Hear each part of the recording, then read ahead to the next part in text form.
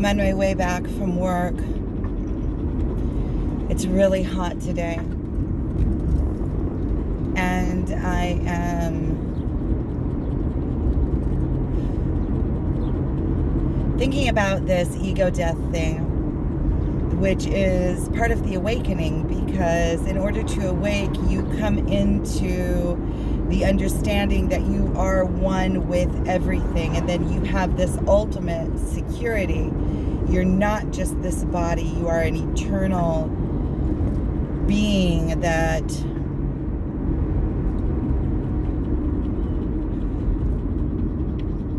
is infinite and eternal and is of the all, is of the God essence, is connected directly to God. We've come here into this body, into this existence as an experience, as an expansion, as each of us has different things that we have come here to do and to complete, and is of our journey.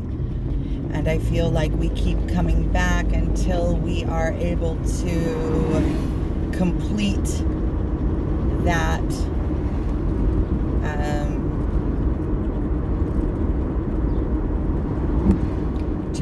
it.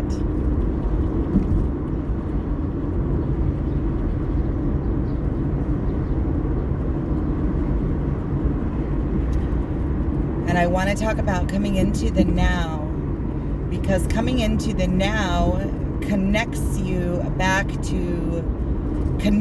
to yourself, to your eternal being, to God.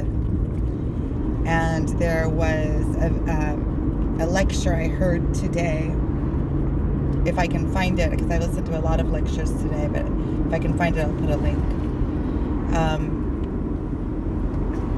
that talked about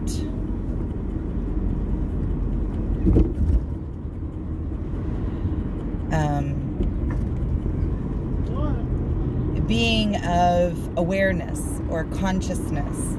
And when you are in the now, in the present moment, you are only consciousness. You are present.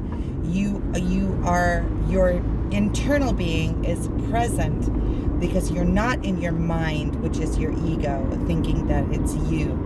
You are the experiencer, and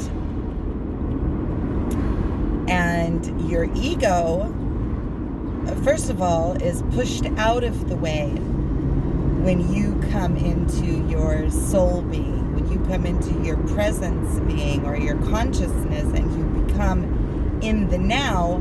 Your ego mind is pushed out because it has no existence in the now. It has nothing to be. It's just, it has nothing to do. It's just, you are being. You are a being. And you are an experiencer. You are a witness in the now.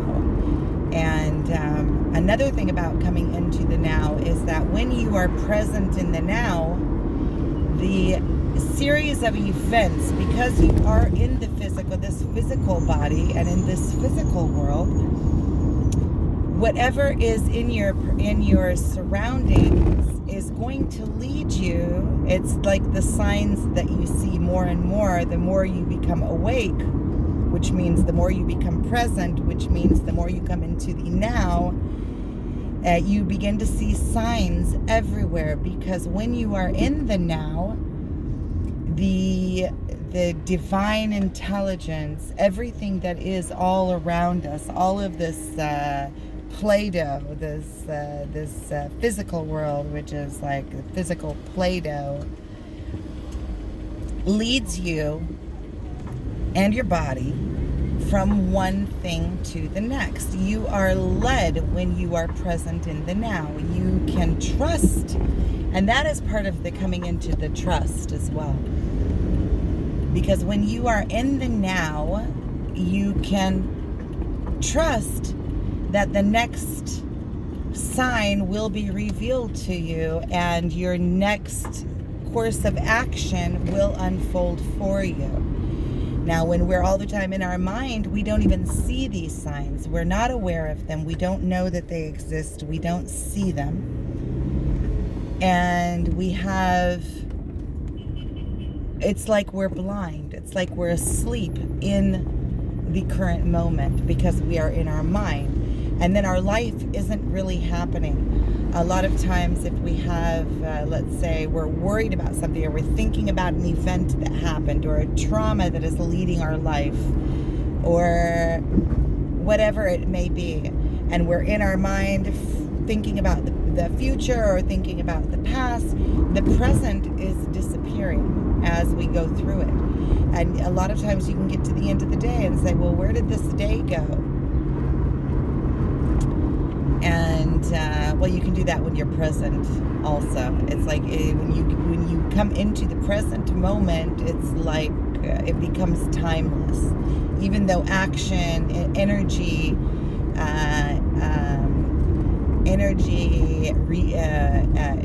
expels itself or spends itself on the currency of time. But when you do come into the now, it's almost like everything becomes timeless.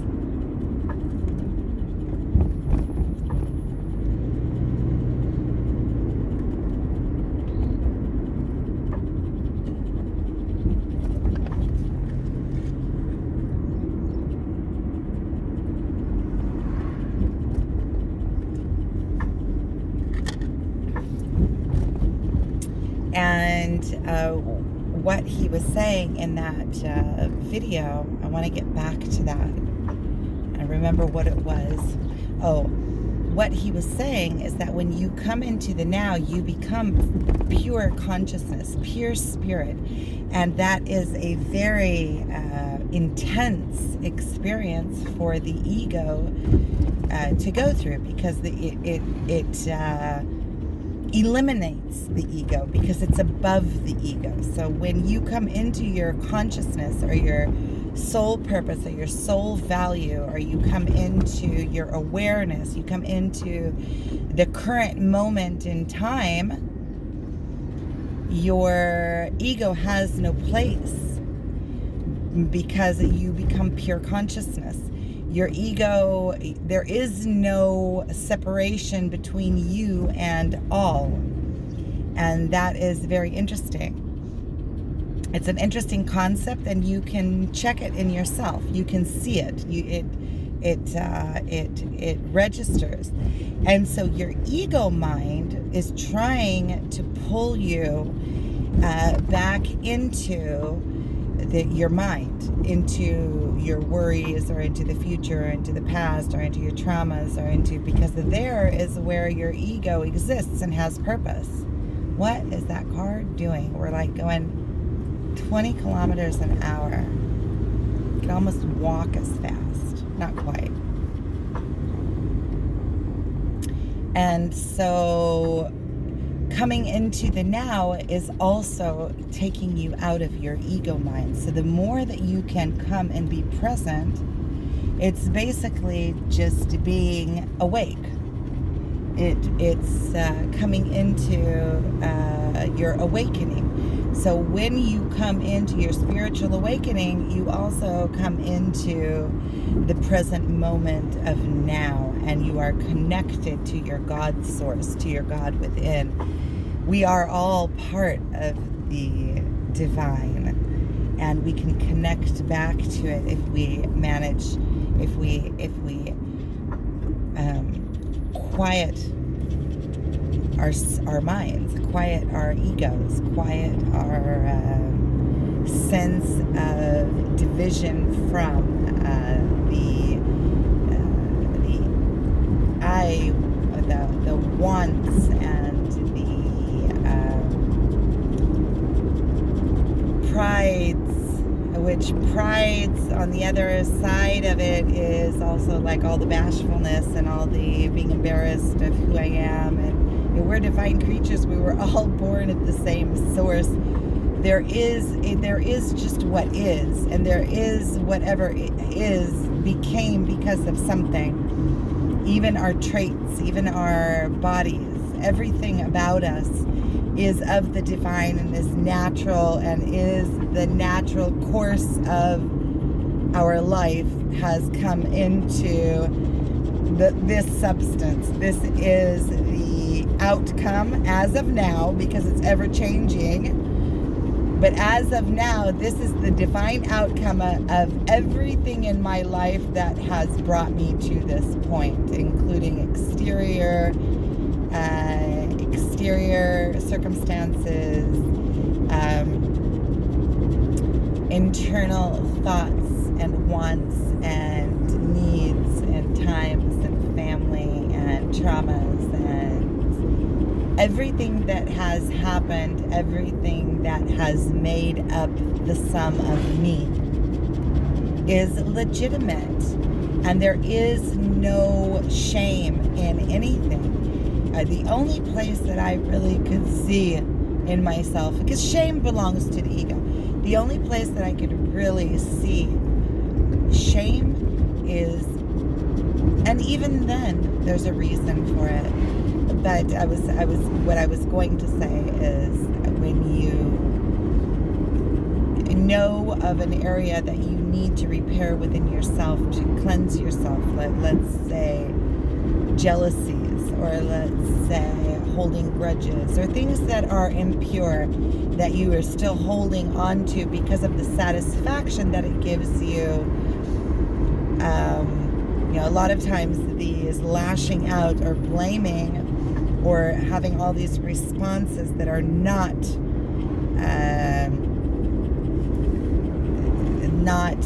correct responses, all of these things that we are not repairing within ourselves,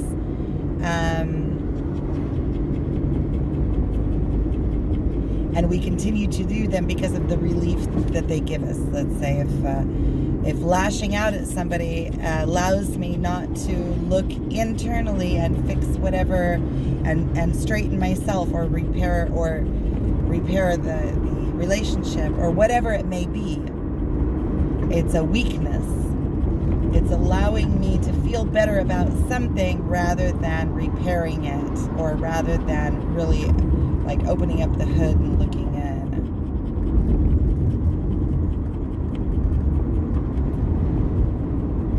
Okay, well, thank you for watching. I think that I summed up that one pretty good.